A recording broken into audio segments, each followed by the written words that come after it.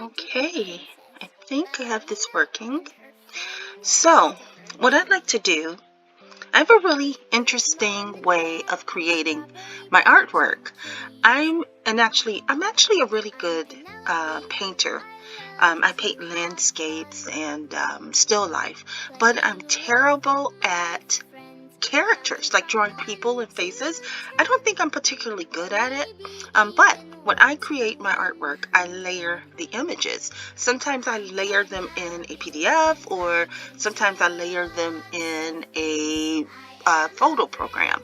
So in this case, this is my character, Penelope, not Penelope. This is Penny. See, they have very similar names. I have Penelope, which is from she's from my children's books, and then there's Penny, who's a teenager, and they sort of inhabit the same universe.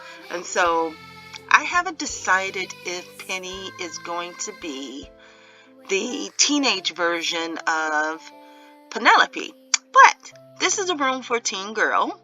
I have kind of a team of artists that I work with, and one is Junior, and he illustrates my characters for me. And it's sort of a we work together on that, and then Diego creates the backgrounds. And now I have Diego is he lives in Mexico, but he's graduated from college, and so he's kind of moving on. I don't know what he's doing now. We talk from time to time, but Kevin will be doing the backgrounds because this style is really whimsical. So I have to have someone who can create the backgrounds exactly as I want them.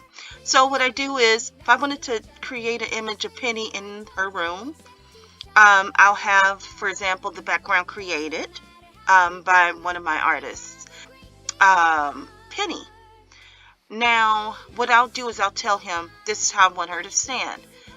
Let's lighten her hair a little bit. And so I'll have different notes for him. And then I will decide the final layout. For example, I may not want this side of the room in the image. Maybe I just want this. And so I will maybe stand her here, and then I'll maybe add a different character, for example. I don't know if I'll be able to show this, but let's say I want to add in Penny's friend. Well, let's say all of her friends. Let's add Ivy into the mix.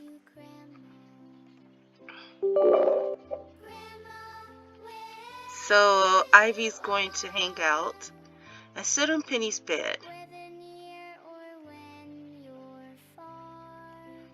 This image is kind of small, isn't it? Make her a little bit bigger. And I want her to face the other way.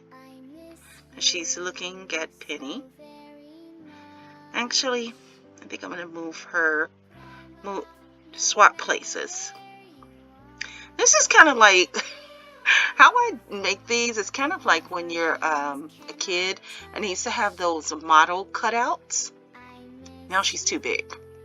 I always have to take the highlight off or the warp. It's just a weird quirk of this program, which is really old, but it's actually one of the better ones that I've used. So maybe they're just hanging out in Penny's room. And then I can write the scene for it in the book. Or I'll have the scene written and then I'll say.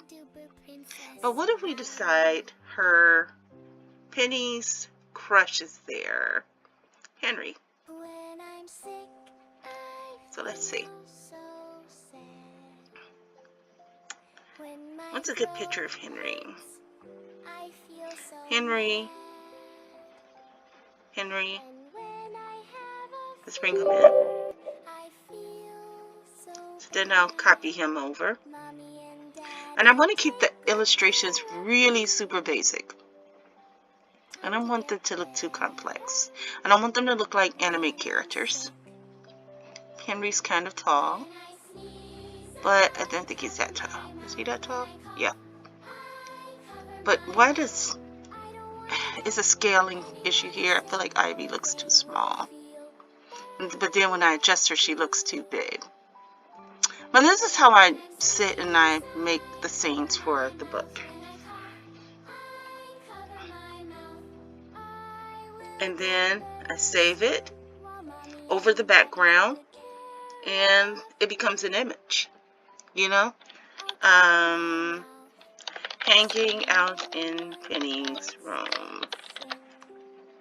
I'm going to save this as an editable file.